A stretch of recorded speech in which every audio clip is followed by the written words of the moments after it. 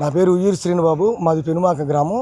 ఈరోజు ఉదయం పూట మరి రాజధానిలో జరుగుతున్నటువంటి అభివృద్ధిని అడ్డుకోవడానికి వైసీపీ పార్టీ నాయకులు ఈరోజు పచ్చని రాజధానిలో పెట్టుబడులను ఆపడానికి వాళ్ళ యొక్క రాజకీయ లబ్ధి కోసం ఈరోజు రాజధానిలోకి ఇక్కడికి అడుగుపెట్టి రాజధానిని కుంపట పెట్టాలని చూశారు, రాజధాని నాశనం చేయాలని చూశారు.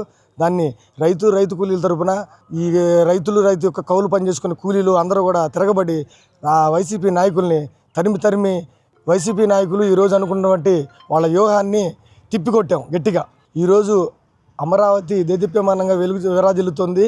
మరి రాబోయే రోజుల్లో పెట్టుబడులన్నీ ఆకర్షించడానికి మరి కూటమి ప్రభుత్వం కృషి చేస్తూ ఉంటే ఇది గిట్టని జగన్మోహన్ రెడ్డి రాజధాని పెట్టుబడులని రానికుండా చేయడానికి అడ్డుకోవడానికి ఇట్లాంటి కార్యక్రమాలకు పూనుకున్నాడు. రాబోయే రోజులు ఇట్లాంటి కనుక చేస్తే మట్టికి గట్టిగా తిప్పికొడతామని చెప్పేసి ఈ సందర్భంగా తెలియజేసుకుంటా ఉన్నాను. నా పేరు ధనమూడి శ్రీహరిరావు. నేను రాజధానిలో గ్రామంలో ఒక రైతుని.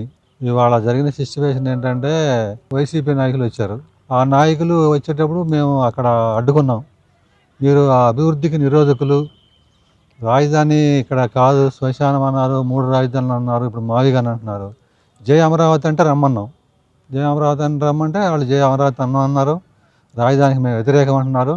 రాజధాని వ్యతిరేకం అన్నప్పుడు మీకేం పని, ఇక్కడ రావాల్సిన అవసరం లేదన్నాం.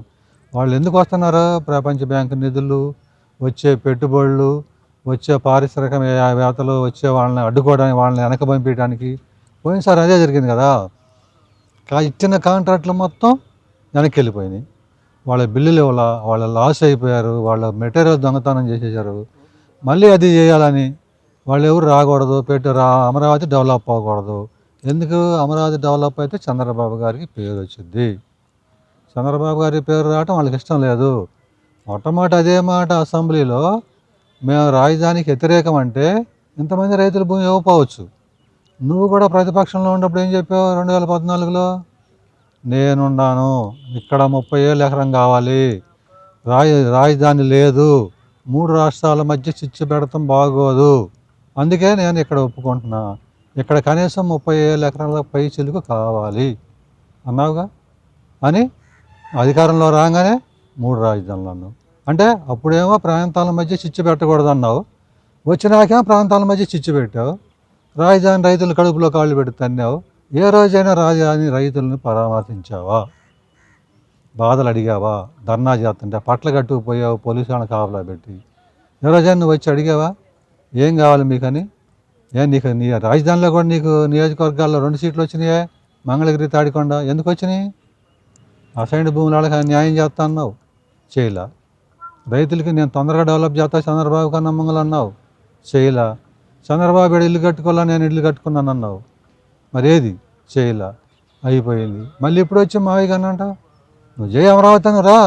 నీకు ఆంధ్రప్రదేశ్ ఈ రాజధాని అనేది 5 కోట్ల మంది అందరిది రాజధాని అప్పుడు నువ్వు కూడా రా. జై అమరావతి అను, చేసేదాన్ని చూడు, తప్పు ఉంటే చెప్పు. ఏం చెప్పకుండా ఆఫీసులో కూర్చొని కర్రలు, కోడిగుడ్లు, రాళ్ళు, అనుసరణలు వేసుకొని 20 కార్లు 10 కార్లు వేసుకొచ్చి రాజధానిలో రైతులను బెదిరిద్దామని. రైతులందరూ వ్యతిరేకించారు, రైతులందరూ ఒకటయ్యారు, వచ్చి వెనక్కి పంపించారు. అదేగా జరిగింది. మళ్ళీ అక్కడ కూర్చొని ఏం చెప్తున్నారు? మీ టీవీలో ఏం చెప్తున్నారు?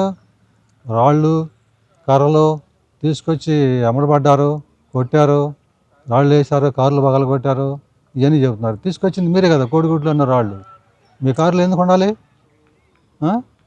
మీకు రావాల్సిన పని ఏంది? మీరు మావిగానే అంటున్నారుగా.